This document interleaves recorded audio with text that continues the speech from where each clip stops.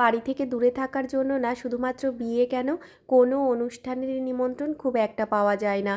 তবে এবার বিয়ের মরশুম শুরুতেই বিয়ের নিমন্ত্রণ যেই না পেয়ে গেছি, শুরুতেই ভেবে রেখেছি একদমই মিস করা যাবে না। একটু সেজেগুজে শাড়ি পরে যাওয়ায় এটাতেই তো মেয়েদের আনন্দ। সাজগোজ ফটো তোলার সঙ্গে সঙ্গে আনলিমিটেড খাবারেরও কিন্তু বেশ মজা আছে। গিয়েই দেখো না স্ন্যাক্স কাউন্টার থেকে নিয়ে নিয়েছি fish finger, crispy chilli baby corn আর চিজ বল। আর শীতকালে কফি থাকবে না সেটা তো হতেই পারে না, সেজন্য গিয়েই 1 কাপ গরম গরম কফি খেয়ে নিয়েছিলাম।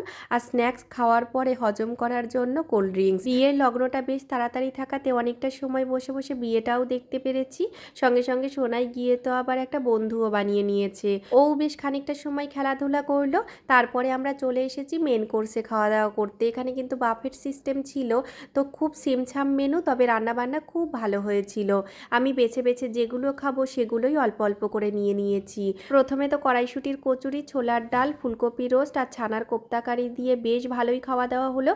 তারপরে নিয়ে নিয়েছিলাম ফুচকা পোলাও আর মাটন রোগান জোশ, যেটা কিন্তু দুর্দান্ত লেগেছে। শেষ পাতে চাটনি, মিষ্টি, আইসক্রিম, পান খেয়ে সোজা বাড়ি।